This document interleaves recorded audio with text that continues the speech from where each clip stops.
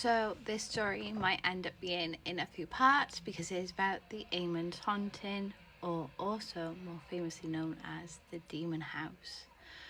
Now, researching this story, I thought, I could make it into one video, but with how much has gone on with this house and how much is actually linked to this house, I don't think I can just make it into one part.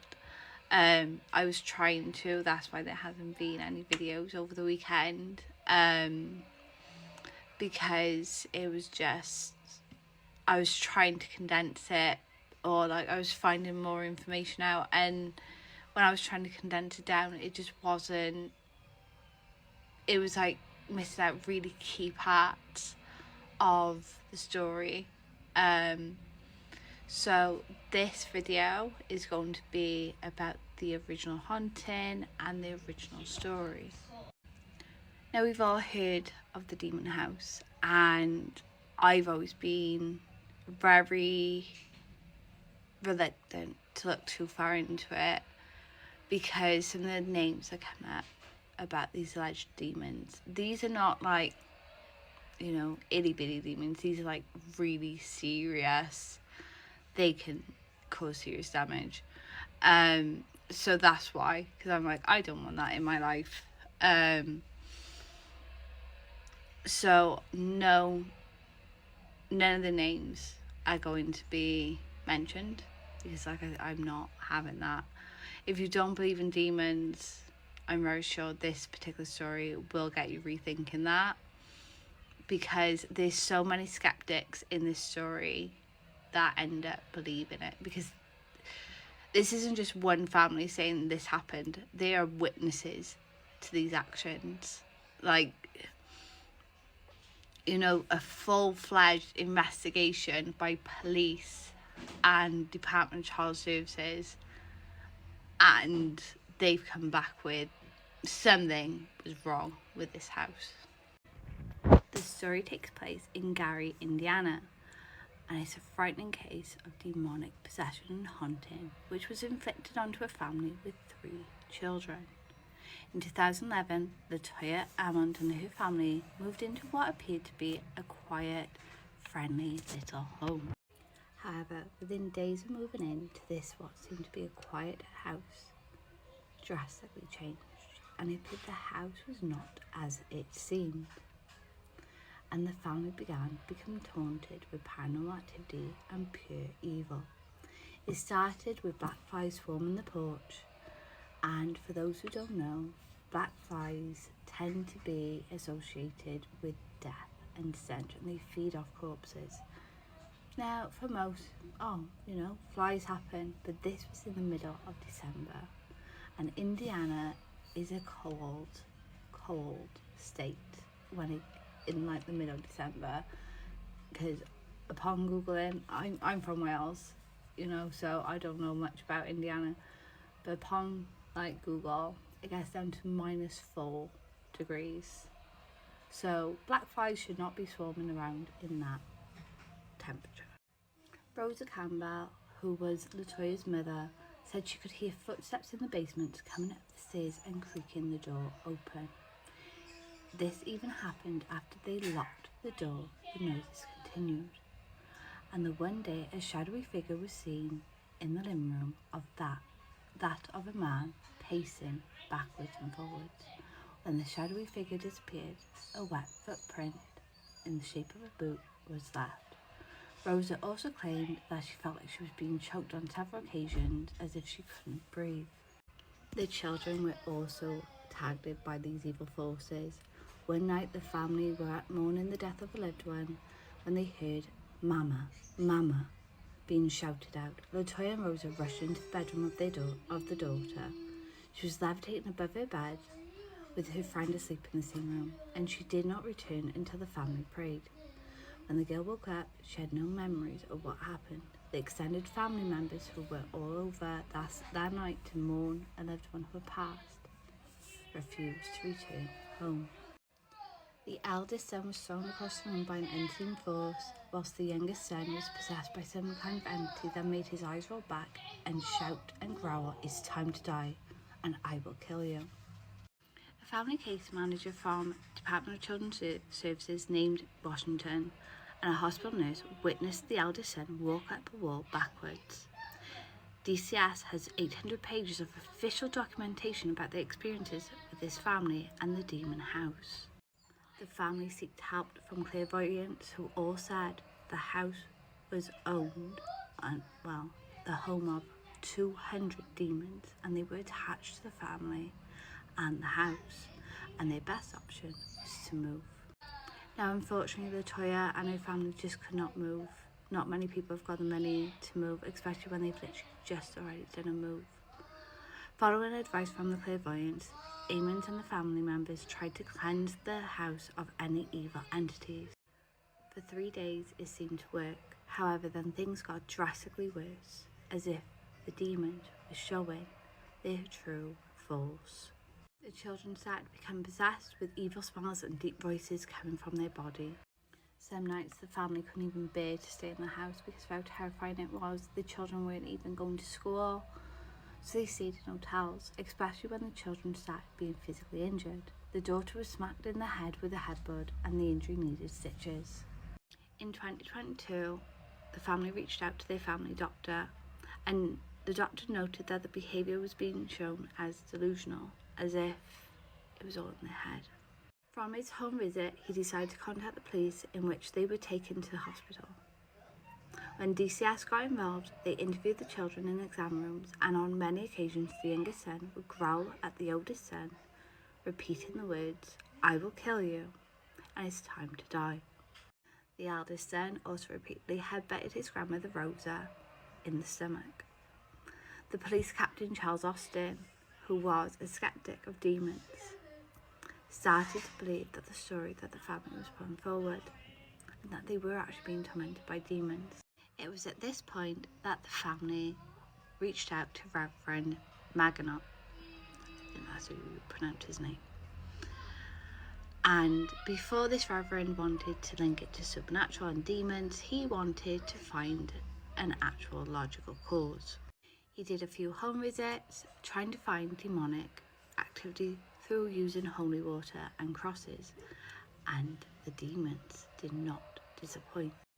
The Reverend at first cleansed the house because unfortunately they aren't just allowed to do exorcisms, they have to go to the church, they have to get it all signed off, and as we all know, exorcisms, demons, what church leader is going to believe all that?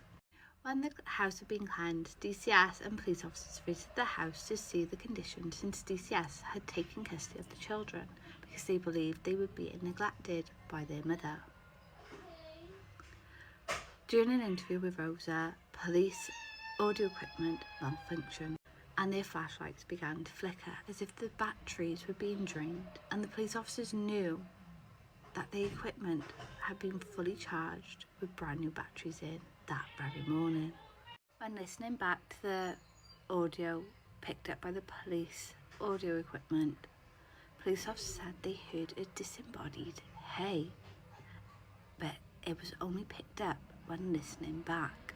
Photos were also taken by the police, and in one photo there's a mist by underneath the stairs, where it's believed to be the epicenter of the paranormal. When the photo was enlarged, there was a face within the mist. Captain Austin, who again did not believe he was a skeptic, had also taken photos on his iPhone, and he had picked up shadowy figures. However, it appeared the demons also wanted to play with Captain Austin, because after he had visited the house, his car started to have issues, and his garage door at his personal home was refusing to work. The driver's seat in his 2005 Infiniti car started to move forwards and backwards, completely on its own. I'm going to have to make a part 2 for the part 1, so I'm going to upload that now. Police, DCS workers, Reverend Magnot and Latoya and Rosa went back to the house.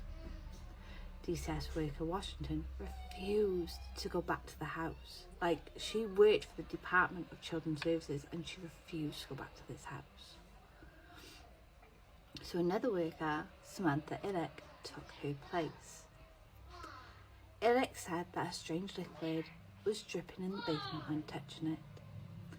It was slippery but sticky. After seeing the basement, Illick gathered with the rest of the group in the living room and said her pinky finger started to feel as if it had been broken. It whitened and gone tingly. 10 minutes after this, Illick claimed she could not breathe and had to leave the house, and she did not re-enter that night. Illick has said that after visiting the house, she's been involved in several incidences that have left her injured and her health has deteriorated.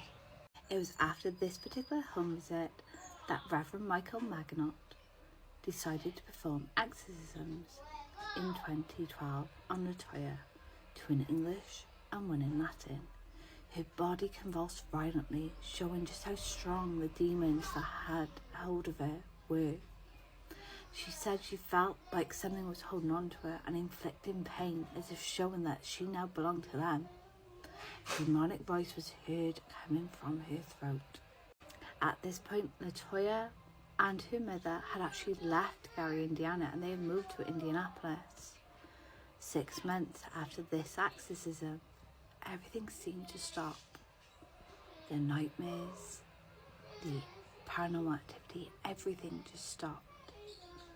The kids were reunited with their mother and grandmother, and since they moved to Indianapolis, there's never been another reported incident of demonic possessions with the house or with the family.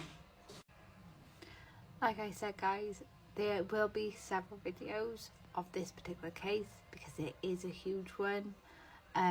Several ghost hunters have gone there, so videos will also be made up about that. But isn't it mad that even police officers and DCS workers are like, oh my god, like, what is going on with this house? Like, it's literally in the actual official reports, paranormal activity. These children have been inflicted with paranormal activity. Now, was it just Rosa's and Latoya's religious beliefs? Was it religious psychosis? Or was there actually demons tormenting this family? So everyone knows that when the Ammons family moved out, Zach Baggins from Ghost Adventurers bought the house. And he wanted to make a documentary about the demons and the paranormal activity linked to the house. The documentary was released in 2018, and Zach actually said in the documentary that this particular case really impacted him and others who were involved in the making of the documentary and investigating the house. Zach explains that after he bought the house, before the filming and during the filming of the house, he actually became inundated with nightmares, which is very similar to what Latoya said after she experienced her exorcisms. Now, if you watch Ghost Adventurers or if you are familiar with Zach, you will know he tends to work. He's a massive workaholic. So for him to become bedridden, he must be really, really ill. And this actually happened the week he was meant to start filming the documentary of Demon House. He became completely bedridden with an unknown illness. Several crew members actually quit during the filming because of injuries that were being inflicted on them by unknown forces, and also because some were just so frightened of the house. If you go back to my very first video on this case, there was actual social workers and police officers who were too scared to go into this house. Experts who were actually brought in to help along with the documentary and to investigate the house actually ended up hospitalised. This is how bad this house was, just how evil whatever was inside this house actually was. The documentary itself doesn't have a lot of physical evidence. Like, it's not completely filled with physical evidence, like them being picked up on camera and stuff like that. But some of it was actually picked up and left viewers really unsettled. Zach explains that whatever was attached to the house was pure evil, but was actually really intelligent and was really powerful. Well, it must be when you think about what damage it's already inflicted, and that it was actually injuring, like actually attacking people, like leaving physical injuries on people. Zach actually has a haunted museum in Las Vegas, and items from the house are actually in the museum, and people have gone to the museum and have actually walked into the room dedicated to the demon house, and like the items are there, have literally said they felt as if like they were being pulled or drawn closer to these objects, as if something was trying to latch onto them. Others have said they've actually experienced similar to what LaToya felt when she was being possessed, which was feeling weak, lightheaded and warm. Whatever was actually inside the house must have been truly evil and powerful, because the house itself no longer exists. Zach actually had the house demolished not long after the documentary had finished filming. I don't think he's ever actually come out and said why he's done this, but a lot speculate that it's purely because of just how much harm came from this house. Zach himself was apparently injured during the documentary, to the point where he now has to wear glasses. Another person involved ended up hospitalised with organ failure. A cameraman ended up going insane. And a teenage girl became possessed. Now, this was all during the filming for the documentary. Do you think something so evil could have been destroyed by a simple bulldozer? Or is it lying in wait for its next victims?